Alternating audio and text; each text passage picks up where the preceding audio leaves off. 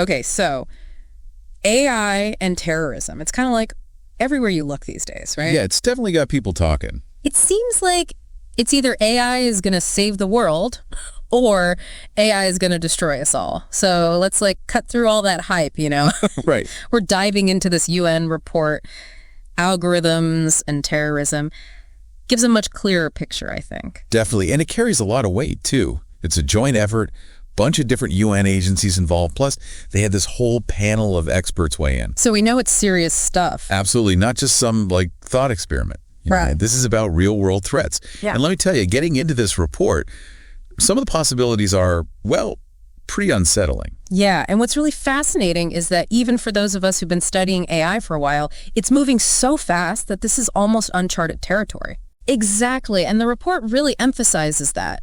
It's not like we're worried about terrorists suddenly becoming master coders overnight. Right. It's more about how these tools are becoming so accessible, almost anyone could get their hands on them. Exactly. Remember that survey they did for the report, asking experts how likely it was that terrorists would use AI?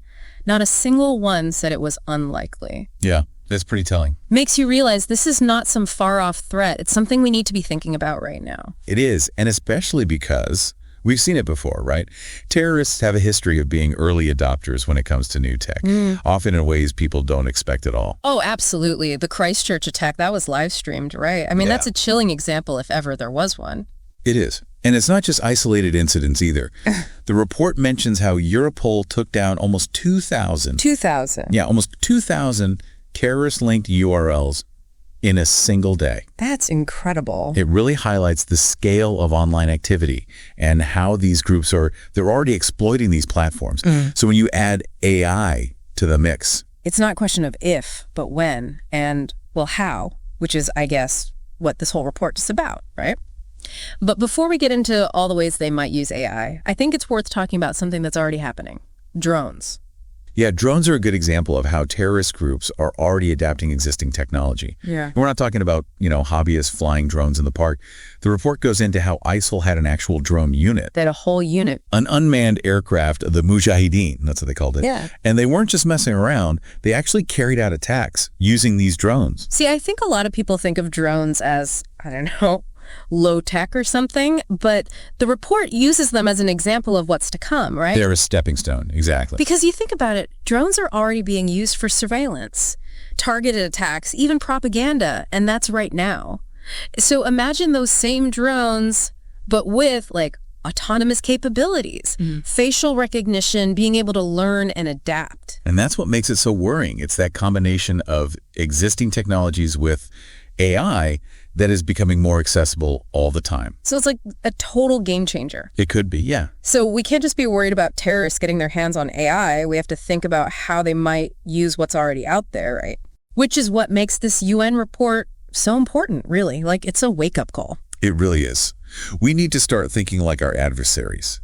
Try to anticipate, get ahead of these threats before they become a reality. Well, on that cheery note, maybe we should unpack some of these potential threats. The report breaks it down into a few key categories, right? So where do we even start? How about enhancing cyber attacks? Okay, yeah, good place to start. When most people think about hacking and cyber attacks, they think about, brute force, just kind of throwing stuff at the wall until something sticks. Right. But AI, it adds a whole other level of sophistication. Yeah, instead of just randomly guessing passwords, you could have an AI that analyzes huge amounts of data, leaked passwords, things like that. Learns your patterns, your preferences. And then it's not just guessing anymore. Right. It can potentially crack your passwords with scary accuracy.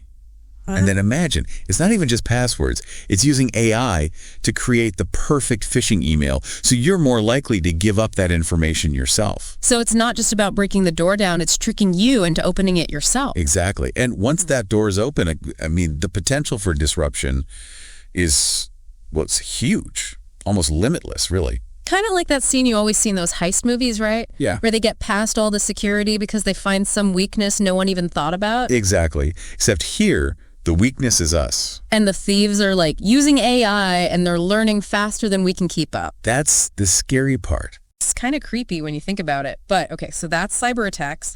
The report also goes into AI being used for, physical attacks. And this is where it gets really wild. Yeah, it definitely goes beyond just the digital realm. And one of the big ones, of course, is autonomous vehicles. Right. Self-driving cars, all that. Which, people talk about accidents happening, which is already a concern. That's a whole other thing if someone decides to weaponize that, right? Right. And not even just one car. Imagine fleets of autonomous vehicles, like trucks. Oh, wow. Being used in a coordinated attack. Yeah. A city center, somewhere crowded, just causing chaos and panic. Or delivering explosives really precisely. That's terrifying. And the scary thing is, these aren't just hypotheticals. This is stuff that could actually happen. The technology is there. And then there are drones again. We were talking about them as a stepping stone, but the report takes it a step further, talking about drones with facial recognition. That feels very Black Mirror, doesn't it? Yeah, a little bit. Yeah. Although the technology is becoming more and more accessible all the time, so it's not as far-fetched as it sounds. I guess not. Imagine like swarms of these drones, programmed to go after people based on whatever, ethnicity, political affiliation even, or just something you posted online. That's really creepy. It's like, where does surveillance end and like all-out weaponization begin? Yeah, it's a blurry line. So cyber attacks, physical attacks, but it's not always that dramatic, I guess. The report also talks about using AI for something that sounds kind of boring. Funding terrorism. Right, but it makes sense if you think about it. Yeah. This goes back to what we were saying about how AI is becoming so available. Yeah. They don't need to be super tech savvy. They just need money. So like they could hire someone to build an AI for them, like some kind of, AI stockbroker or something. Exactly. An AI that analyzes the market, sees trends before anyone else, makes trades super fast. So it's like giving them a license to print money, except it's real money, not counterfeit this time. Yeah, and then there's scams too. They could use AI to generate deepfaked audio, impersonate a CEO or a government official, even family members, and trick people into sending them money. It's scary because that plays on people's emotions, their trust. That's right. And when you bring AI into it, it's almost impossible to tell what's real and what's not. Right. And that blurring of like what's real, that seems to be a big part of what makes AI so dangerous. And speaking of things that aren't real, we can't forget about propaganda, disinformation, all that. The age-old tactic of spreading lies and creating division, but, now with AI, it's on a whole other level. Yeah, it's like it's on steroids or something. Imagine, with AI, you could create these hyper-realistic deepfakes. And it's not just politicians. It could be anyone. Right. And they're being used to spread all this misinformation, incite violence, make people distrust the government, the media. It's like weaponizing information overload, isn't it? It is. And it's everywhere. And the amount of information, the speed it spreads at, it's almost impossible to fight back against. By the time you debunk one thing, there are 10 more in its place. It's exhausting just thinking about it. And it's not just deepfakes. The report also mentions AI being used to generate whole news articles, all fake, all designed to exploit people's biases and fears. Absolutely. So we're not just fighting a war of ideas here, we're fighting an algorithm, one that's designed to manipulate us, to wear us down. And it's designed to learn as it goes, too, right? It doesn't make the same mistake twice. Which makes it even harder to fight. Okay, so that's cyber attacks, physical attacks, propaganda. And the report doesn't stop there. There's a whole other category, other tactics. And this is where it gets, I don't know about you, but this is where I start to get a little freaked out. Yeah, this is where it gets really interesting. Because this category, it covers a lot of ground. Things that might not seem as obvious, but are definitely a concern. And one that really stood out to me was the idea of terrorist groups using AI for surveillance. Right, because we usually think of surveillance as something governments do, not terrorist groups. But what if they were using AI to keep tabs on us? That is creepy. Right. Imagine like AI that's analyzing your social media, looking for patterns in your behavior, maybe even tracking your movements through facial recognition. So it's like giving them a window into our lives. In a way, yeah. And then there's the potential for social engineering, but on a huge scale. Like imagine AI creating fake social media profiles. Oh, right. But they're so real, you'd never suspect it was a bot. And they're our friends, they're liking our posts, having conversations with us, and we have no idea. And subtly influencing your opinions, your beliefs, without you even realizing it. It's like that saying, the greatest trick the devil ever pulled was convincing the world he didn't exist. Right. But in this case, it's an algorithm whispering in your ear, telling you what to think. And the more advanced AI gets, the harder those whispers will be to ignore. It's like they're weaponizing the online world itself, you know? Yeah, it's not even just about the information itself anymore. It's about how people perceive reality, how they see the world. And how do you even fight that when the enemy can literally make you question your own judgment? It's tricky, for sure. And that's actually something the report gets into. They've got these fictional scenarios, like stories ripped from the headlines, but with this AI twist to really show how vulnerable we are to this stuff. Right. It's like a glimpse into a possible future. And some of those were pretty intense. Yeah, I mean, some of them were definitely more unsettling than others. Yeah. The one that really got me was that cyber attack on the vaccine supply chain. Oh, yeah, that one was wild. It wasn't just the attack itself, though, right? It was how they used AI to, like, make everything 10 times worse. Exactly. It wasn't enough to just mess with the vaccine distribution.